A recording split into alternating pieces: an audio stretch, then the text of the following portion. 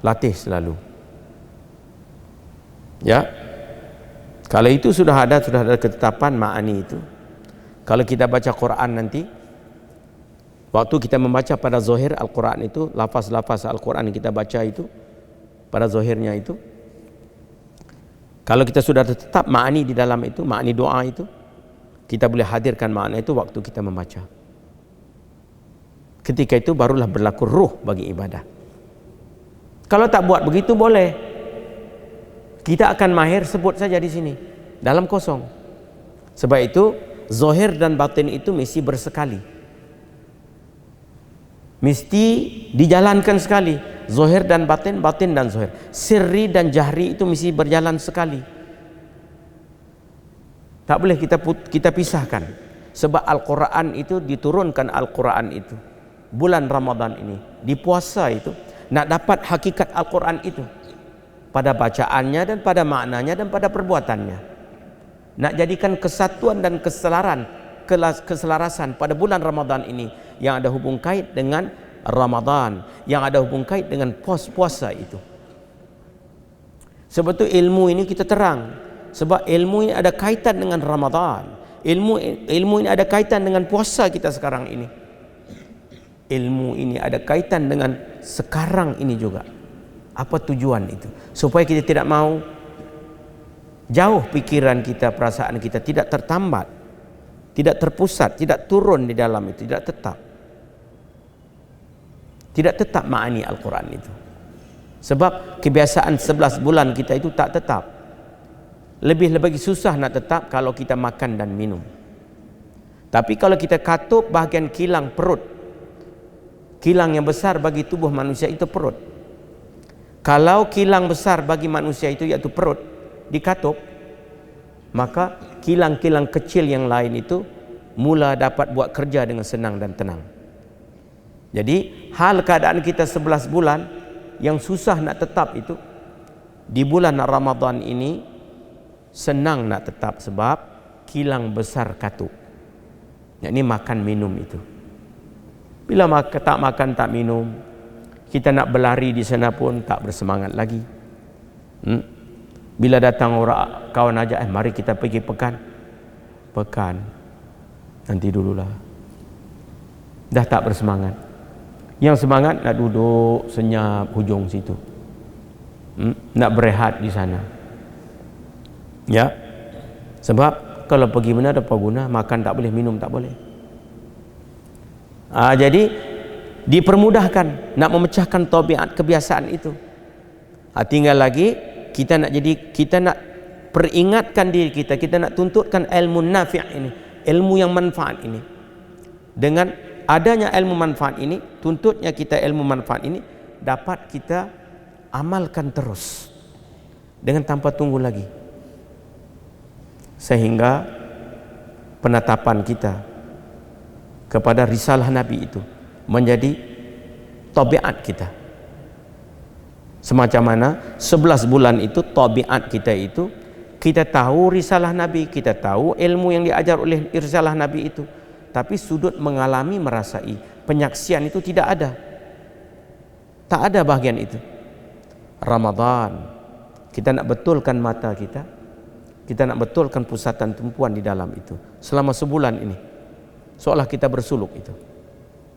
Tahan diri daripada makan dan minum, tahan diri daripada perkara-perkara yang membatalkan puasa itu, perkara-perkara yang merosakkan puasa itu, mengurangkan pahala puasa, tahan diri pada semua itu.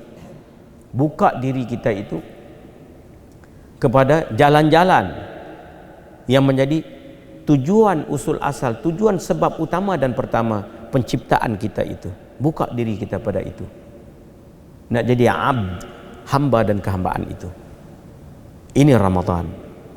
Jadi sudut 6 itu yang dikaitkan dengan doa, penerangan itu terang jelas nyata. Amalkan itu betul-betul. Bila kita angkat tangan itu, latih 6 perkara itu. Jangan lari, jangan terlari daripada makna itu. Hadirkan selalu.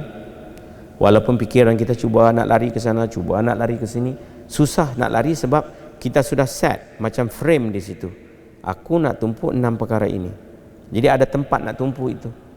Akal ini, dia kalau kita tidak bagi frame dengan dia, tak bagi bingkai, kalau kita tak bagi frame of reference, kalau kita tidak bagi sudut mana yang kau nak tumpu, dia jadi liar. Ataupun kalau kita bagi tak terang jelas nyata, tak boleh dia nak tumpu. Sebab itu 6 perkara itu tidak banyak sangat, tidak sedikit sangat, bahkan pertengahan. Dan 6 perkara itu mencakupi keseluruhannya makna doa. Jadi bila kita tumpu, bila kita angkat tangan, kita boleh hadirkan makna itu, makna doa itu, 6 perkara itu. Sekarang kita boleh pusatkan tumpuan pada makna itu. Dan pilih nak pusatkan tumpuan kepada makna itu. Jangan, dan kita awasi, kita perhati, kita jaga, kita pelihara, kita kawal. Awas, perhati, jaga, pelihara, kawal. Awas, perhati, jaga, pelihara, kawal. Ya, awas, perhati, jaga, pelihara, kawal ini sifat orang yang berpuasa. Semua orang sudah ada sifat itu. Kalau kita tidak awas, tidak perhati, tidak jaga, tidak pelihara, tidak kawal, puasa pun akan batal. Yang kita boleh berpegang puasa daripada berpagi sampai ke petang itu tak batal, itu dengan sebab apa? Sebab kita mengawasi, kita perhati, kita jaga. Bila perhati, awas, perhati, jaga, terpelihara, terkawal lah. Jadi terpelihara, terkawal daripada perkara-perkara yang membatalkan puasa. Sebab itu awas, perhati, jaga, pelihara, kawal. Orang yang berpuasa saja, subhanallah, puasa saja, sifat itu sudah kita miliki. Bila kita puasa saja kita ada sifat itu. Sedar tak kita kalau guru tak terang kita ada sifat itu? Tak sedar kita. Yang kita ingat puasa. Jamulah puasa macam itu. Akal nak tahu. Puasa apa ini? Apa yang kau puasa? Teranglah pada aku nak tahu. Kita tak mampu nak terang. Sebab penerangan pada diri kita tidak terang jelas nyata. Tapi dengan pengajian macam ini, berkat guru-guru yang kita baca, faham, ingat melalui guru yang kita kasihi itu, kita ingat ilmu itu, kita peringatkan pada kita semua ini, maka dapat kita jadikan satu pedoman yang kita belajar dengan risalah Nabi itu. Maka dengan itu bila kita ingat puasa itu maknanya orang yang memiliki sifat-sifat itu. Awas, perhati, jaga, pelihara, kawal. Tapi kita kena ingat itu. Kalau tak ingat tak jadi. Apakah 5 perkara itu? Awas, perhati, jaga, pelihara, kawal. Semua ini, awas, perhati, jaga, pelihara, kawal ini termasuk satu perkataan kalimat muraqabah. Bahasa Arabnya muraqabah. Walaupun muraqabah itu diterjemahkan dalam kitab tua itu mengintai diri. Itu merhatilah itu. Ya, awas itu, mengawasi diri. Orang yang ada sifat awas ini, dia sentiasa jaga. Sebab awas, perhati ini, awas ini pengawas. Kita kalau lihat masuk sekolah, kita masuk dalam kelas, kalau di situ ada pengawas, bagaimana pelajar itu? Kalau dia tengah berjalan nampak pengawas datang, nampak halnya itu sudah berubah. Kalau dalam kelas tengok ada pengawas, alamak pengawas lah. Semua pelajar baik. Pengawas ada di situ. Sebab itu bila ada pengawas, sebab sifat pengawas ini dia memerhati. Oleh kerana sifat pengawas ini dia perhati, maka orang yang kena perhati pun jaga, dan dia yang awas perhati pun jaga juga. Sebab itu syurtah ini polis. Syurtah, polis itu dua sifatnya. Awas, dia mengawasi, dan dia merhati. Apabila ada polis, orang bawa kereta jaga tak? Tengok polis, tali pinggang, keledarnya, lesennya, semua Jaga selalu. Pikirannya terpikir ketika itu. Jagalah itu. Bila sudah jaga, terpelihara tak? Terkawal tak? Sebab itu, awas, perhati, jaga, pelihara, kawal. Maka ini semua ini terhimpun pada satu kalimat muraqabah. Dan muraqabah ini keluar daripada risalah Al-Quran yang kita baca itu. A'udzu billahi minasyaitonir rajim. A'udzu billahi minasyaitonir rajim. A'udzu billah. Aku minta pelihara dengan Allah. Minasyaitan, daripada syaitan, nirrajim, yang direjam. Apa maknanya itu? Apabila satu manusia membaca a'udzu billahi minasyaitonir rajim, dan 114 surah itu dimulai dengan a'udzu billahi minasyaitonir rajim.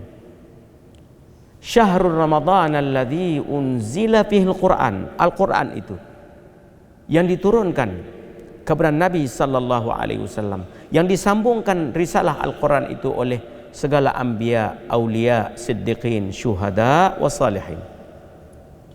Sampai kepada kita sekarang ini, kita sedang bercakap tentang itu. A'udzu billahi minasyaitonir rajim. Itu pertama dan utama dalam Al-Quran dibaca. Apa maknanya itu? Makna zahir semua orang tahu, minta perlindungan dengan Allah daripada syaitan itu. Maka mesti kita kena ingat. Bila sebut a'udzu billahi minasyaitonir rajim, mesti ingat. Apa yang diingatkan itu? Pertama, syaitan itu musuh kita yang nyata. Musuh yang nyata, yang terang nyata. Itu yang pertama. Diri syaitan ini